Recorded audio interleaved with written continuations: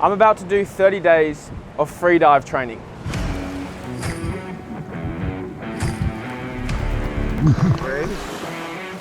The aim of this challenge is to hop in the pool now on day one without any sort of coaching to test my current freediving ability, I guess. So we're going to test how long I can hold my breath for, how long I can swim underwater without breathing. Then I'm going to be training over the next 30 days, and then on day 30 we'll test those things again and see how much progress I can make in such a short period of time. I've never done any sort of freediving before. The most I've done is like snorkeling at Shelley Beach. I'm a complete novice when it comes to this, but I'm in the capable hands of Dan from Freediving Central, who's gonna coach me over the next 30 days. My full-time job is teaching people to hold their breath. Yeah, okay. So I am in good hands. We're gonna start with like days feeling good, make you really enjoy it. Yeah. And then I'm gonna take that away from you. Yeah. Time to hop in the water? Time to hop in the water. Let's do it. Alright, so the first test is going to be to see how long I can hold my breath for. This first session is going to be amazing because I'm not going to tell you anything. Yeah. And I'm just going to see how you go. I don't know what I'm supposed to be doing to relax. I feel like I should stretch for some reason. If it was me, I wouldn't do that. I love this because I've never once had the opportunity to just send someone in blind. Because normally people pay me like quite a bit of money to make sure that they're in good hands and well looked after, and you haven't paid me anything. So is he going to look after me? I don't know. So on that note, I took my last breath, and this is what happened. I remember lying there feeling pretty calm to begin with. Then, when the urge to breathe started kicking in, I did something I wasn't supposed to.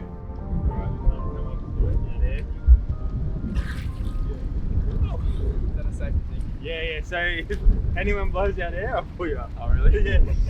Number one sign of someone being on the edge is they will blow out bubbles. Okay. So any freediving instructor, if they see bubbles, they would pull you up.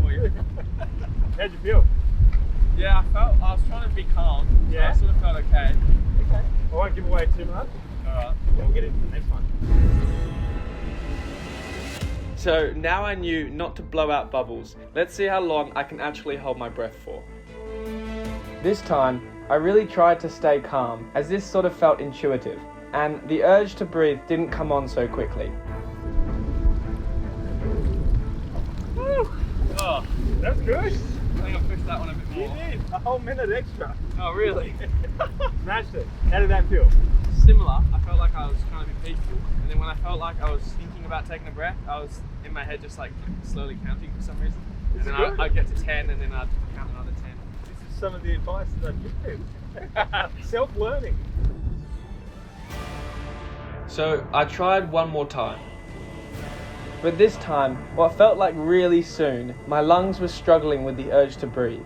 I was sure I was going to get a terrible time. Woo! Oh, that one was so good. That one, what? How did it feel? Oh, I felt like that was shorter, no? 2 seconds longer. 2 seconds longer. Woo! Okay, so I just did my breath hold testing. We did 3 rounds. Yeah. And that last one was my best one, even though it didn't feel like that. What did I get? So you did 54 seconds for the first one, 156 and 158. Is that a bad starting Mate, point, it's a you great think, or- start. Yeah? Yeah, it's a great start. My first course, I did 2 minutes. It was a struggle, but I think you did really well. Okay, You're in a good position. awesome. So just quickly touching on what you were saying at the pool about hyperventilating, because that was really interesting. So I was borderline going to pull you up on it. You were breathing a little too much, right? So hyperventilation is a massive no-no in breath holding, free diving, anything like that. Hyperventilation basically is breathing any more than what your body needs to for the amount of output that you're doing, all right? So right now you're doing a type of breathing we call tidal breathing. Yeah. It's your body's at-rest breathing, all right? So hyperventilation can be as little as breathing like this. Slow. Yeah, big, deep breaths, all right? So right now I'm standing, I'm doing nothing. Yeah. Not burning any energies, and I'm breathing more than what I need to. Okay, and that's considered hyperventilating. That's considered hyperventilation, as well as breathing like. which Alright. is what I was doing. That's right. what you. Yeah.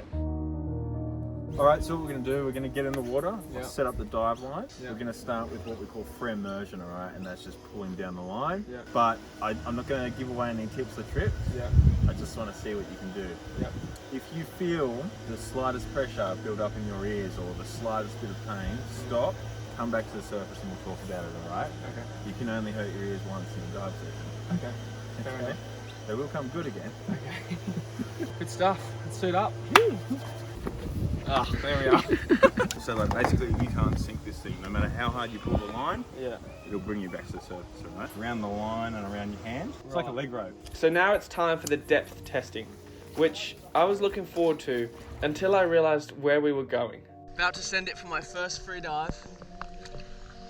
This is super exciting, slightly nerve-wracking, but I'm trying not to think about that part. Now I'm just gonna send myself down into the bottomless pits of this harbour. Wish me luck. So grab onto the buoy, take your time, as much time as you need. When you're ready, give me like a okay signal. Sound good? Sounds good. All right. And then just coming back up nice and slow. However you want. All right. It's not like scuba diving. If you want to come up like a bat out of hell, you can do it. Okay, cool. Are you coming down with me? I'm coming with you the whole way. We're not holding hands, but we'll be there together. And without any preparation, I took my final breath and started to pull myself down the rope.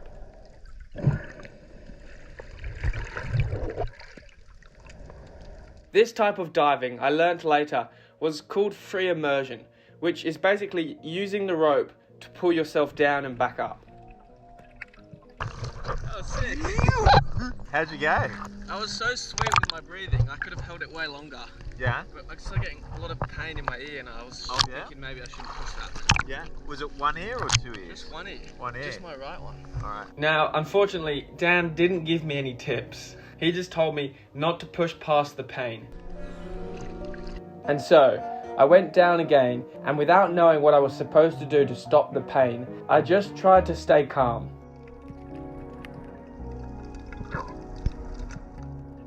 But again, only a couple of meters deeper than my first dive, the pressure became too much, and I had to turn around.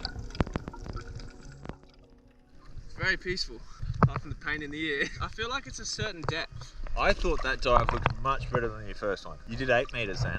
Oh really? So basically you're going to hit these depths. You've got to learn or problem solve to move past them, alright? Still, 8 meters sounds Bro, sort of okay.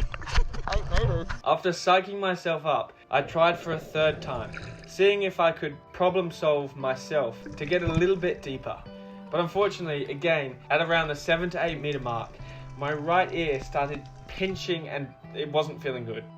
But interestingly, I noticed when I turned around, the pain almost immediately went away. I could have kept going deeper, Yeah, probably. I know, I could see it in So your face. weird, eh? Like you wanted it. Dan later explained that was because Your air naturally rises, so it's easy to equalise. so when you turn the right way up, it makes it easier to push that air up into the head and out through the ears. How's that?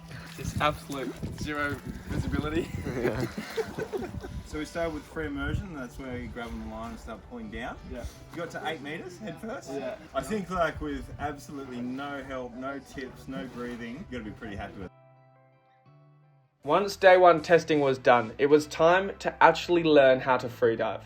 The first step, Dan said, was to learn the theory. So I joined one of his weekend freediving courses to soak up as much theory as I could. The next one we're going to practice is recovery breaths, alright? After every single breath hold. So let's practice again. Dan took us through the ins and outs of freediving basics. How to breathe before a dive, how to breathe after a dive, and a comprehensive safety briefing.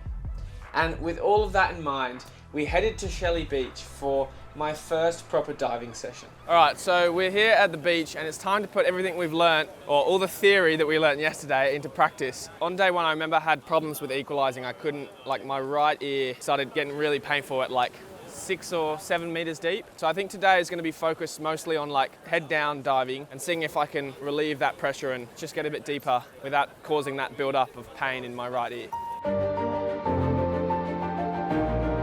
Now that Dan and his instructors could give me little tips and tricks, it was all about trying to get past my equalization issue. Dan was explaining to me that if I could tuck my chin into my chest as I'm diving down, it sort of replicates a bit more of that head up position, which makes it easier to equalize, because essentially you're using the help of gravity to push that air from the lungs up into the head and out through the ears. The sandy bottom was only 10 meters deep, 2 meters deeper than my dive on day one. So I sort of expected myself to make it to the bottom. However, I ended up finishing the session without getting there. It was frustrating because I had all this theory in my head and I knew what I was supposed to do, but for some reason I just felt like I couldn't do it. Not being able to get past that 7 to 8 meter depth meant that I felt like I wasn't really progressing. And I know it's only week 1, but it was sort of making me doubt myself a little bit. So the next day, I hopped on a Zoom call with Dan, who essentially told me not to worry and that it was quite common for people to encounter these sort of physical and mental blocks. But he did tell me that he had an adventure lined up that he thought would re-spark my excitement for freediving. Oh, that was so sick. So for the rest of the week, I continued to practice my breath holds and equalization exercises until that weekend and the next freediving adventure. What do you do with your school? Do you do any sort of big trips? I run freediving courses every weekend, and then I run freediving trips. I dive with whales in Tonga, like that. Incredible. So we do stuff like that. We're all about community and keeping people involved, and having a good time. All right, it's week 2, and I've just driven down the south coast of New South Wales for one of Dan's freediving adventures. As we got in the water, I was feeling excited, but also a little bit nervous. Big one, huh? So we swam slowly away from the shore, and soon the water turned to this beautiful crystal clear blue. Can you come down with me? And suddenly you could see hundreds of seals. It was the most surreal experience, having so many seals just swimming, darting around you and coming really close up in front of you. I was pinching myself the whole time. It felt like a really special moment.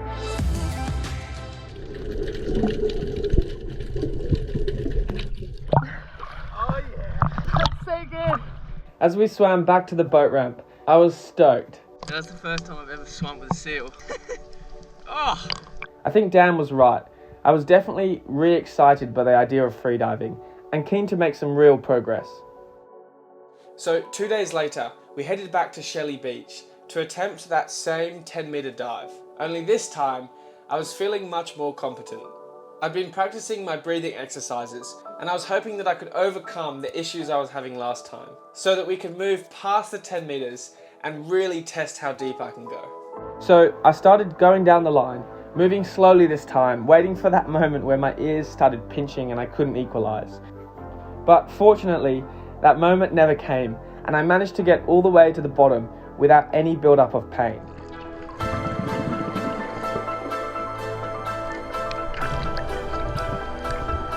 And with that completed and a 10-meter dive under my belt, I was feeling satisfied, but also hungry to test myself even further. In part 2, we jump back into the water for an incredible once-in-a-lifetime experience, before getting back into training for day 30.